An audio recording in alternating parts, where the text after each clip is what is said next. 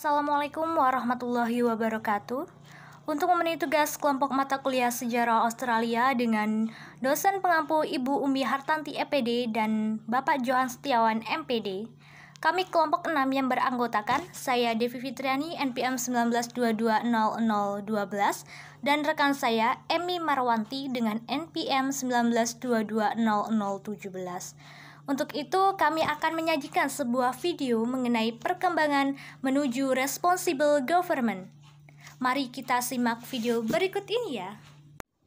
Dari judul materi kelompok kami mengenai perkembangan menuju responsible government, kami merumuskan 3 masalah. Yang pertama adalah sistem pemerintahan Australia itu sendiri, kemudian pemerintahan persemakmuran atau federasi, yang ketiga sistem pemerintahan federal.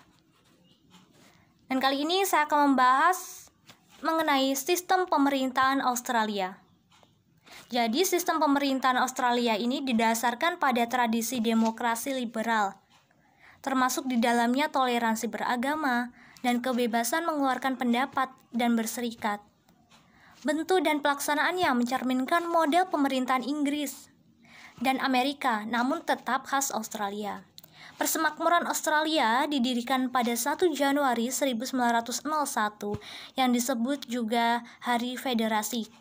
Ketika 6 bekas koloni Inggris sekarang adalah ke-6 negara bagian Australia setuju untuk berserikat.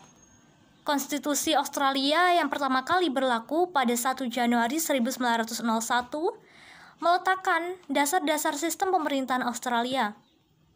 Yang kedua adalah konstitusi Australia, menetapkan peraturan dan tanggung jawab pemerintahan serta menjabarkan wewenang dari ketiga cabang pemerintahan legislatif berisi parlemen, yakni badan yang mempunyai wewenang legislatif untuk membuat undang-undang, badan eksekutif melaksanakan undang-undang yang dibuat oleh badan legislatif. Sementara badan yudikatif memastikan berfungsinya pengadilan dan pengangkatan serta pemberhentian hakim. Fungsi pengadilan ialah menafsirkan semua hukum, termasuk diantaranya konstitusi Australia dan penegakan supremasi hukum. Konstitusi hanya boleh diubah melalui jajak pendapat. Konstitusional Australia dikenal sebagai negara monarki konstitusional. Ini berarti Australia adalah negara yang mempunyai raja atau ratu sebagai kepala negara yang wewenangnya dibatasi oleh konstitusi dan undang-undang.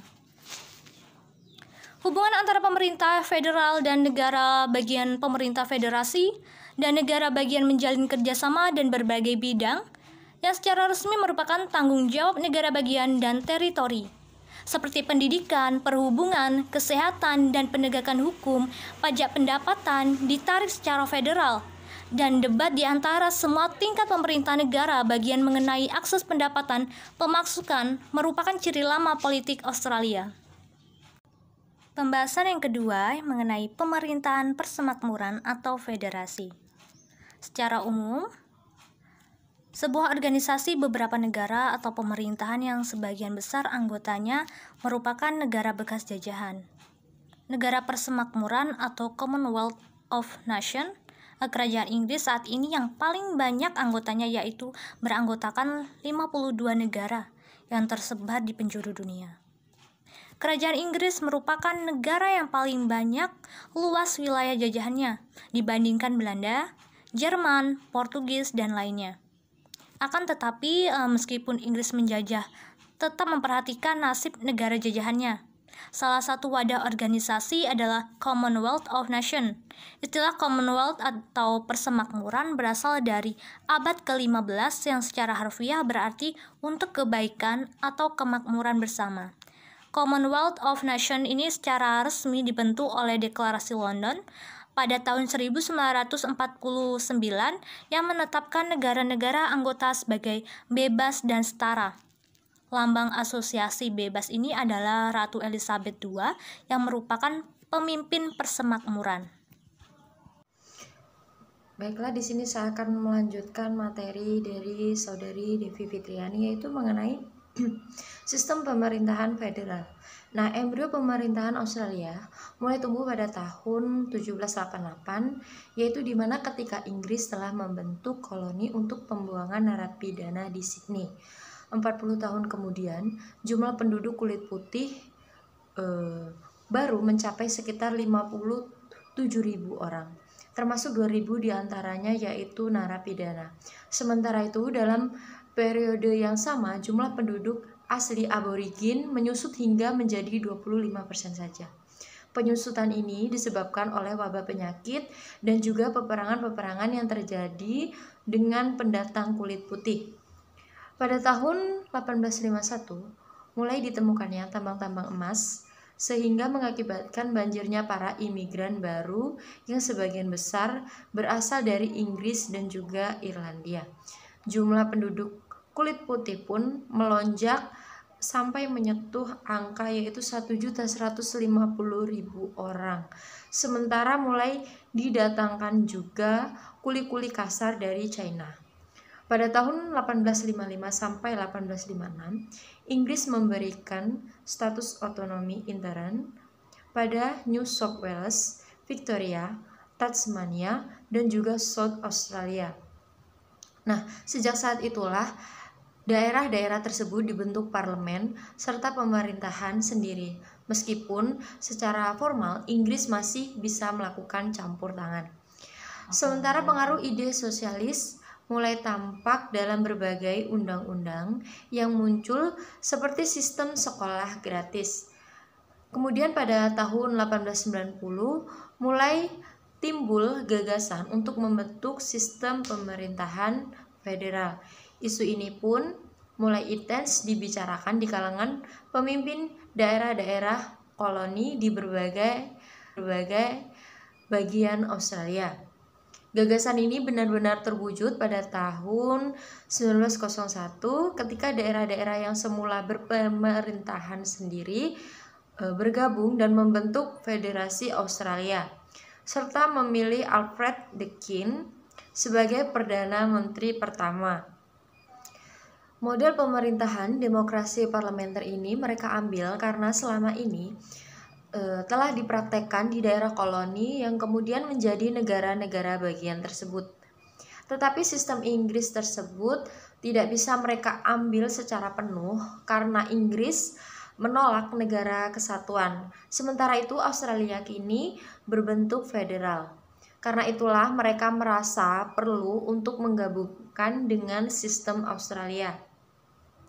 Selanjutnya, sewaktu dibentuk pemerintahan federal pada 1890, para wakil negara-negara bagian pun menginginkan sebuah jaminan agar otonomi mereka dalam menjalankan pemerintahan lokal tidak diserobot oleh pemerintahan federal. Kenapa begitu? Karena negara-negara bagian yang kecil amat sangat khawatir jika diperintah dengan federal yang dibentuk nantinya hanya akan dimanfaatkan atau hanya sekedar dijadikan alat oleh negara-negara bagian yang besar. Dalam sistem federal pun, negara-negara bagian tetap mempunyai alat-alat pemerintahan dan menjalankan sebagian besar roda pemerintahannya sendiri. Nah, untuk menyesuaikan sistem pemerintahan Inggris dengan Amerika, maka harus diadakan beberapa perubahan. Yaitu yang pertama di sini ada pemerintahan federal memerlukan konstitusi tertulis yang kuat dan benar-benar mampu mengatur kekuasaan yang ada pada kedua tingkat pemerintahan. Sejauh Inggris tidak mempunyai konstitusi yang kuat, maka konstitusi Inggris sifatnya sangat luas dan tidak tertulis, yang terdiri dari beberapa undang-undang parlemen yang dianggap keramat. Misalnya yang pertama yaitu ada Acts of Union Inggris atau Undang-Undang Kesatuan tahun 1970 yang mengatur penyatuan Inggris dengan Skotlandia dalam Kerajaan Kesatuan Britania Raya. Yang kedua yaitu ada Undang-Undang Parlemen 1911 yang membatasi kekuasaan legislatif dari Majelis Tinggi atau House of Lords untuk menunda rencana undang-undang. Lalu yang ketiga ada pemerintahan akan dibentuk oleh partai politik yang mempunyai dukungan mayoritas dalam majelis yang rendah, bukan majelis tinggi. Kemudian yang terakhir ada raja yang secara resmi memiliki kekuasaan eksekutif, dalam prakteknya tidak akan menolak undang-undang yang akan disahkan oleh parlemen.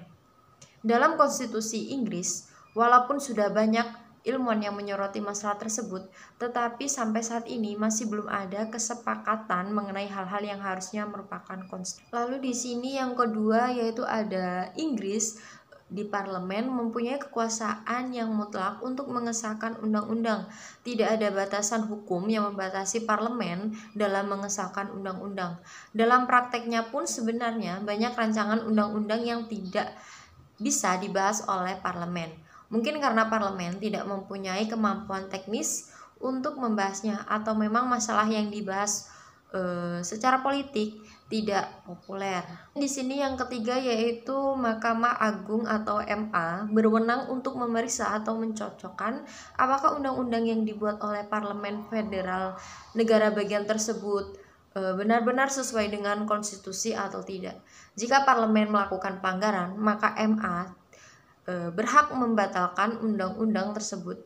Wewenang MA di Australia ini terasa menyolok karena Inggris pun tidak mempunyai wewenang sebesar ini. Lalu yang terakhir atau yang keempat yaitu pembentukan Senat. Nah, Senat ini tujuannya untuk menegakkan pemerintahan federal, maka dibentuklah Senat yang terdiri dari wakil-wakil negara bagian. Pembentukan Senat pun mencontoh dari sistem Amerika. Jumlah wakil dari masing-masing negara bagian sama yaitu 12 orang. Tanpa memperdulikan besar atau kecilnya negara tersebut. Senat di Australia ini berbeda dengan House of Lords di Inggris. Kekuasaannya sama dengan Dewan Perwakilan Rakyat atau House of Representatives. Mungkin itu saja materi yang dapat kami sampaikan. Kurang dan lebihnya kami mohon maaf. Semoga video kami bermanfaat. Kami akhiri. Wassalamualaikum warahmatullahi wabarakatuh. Terima kasih.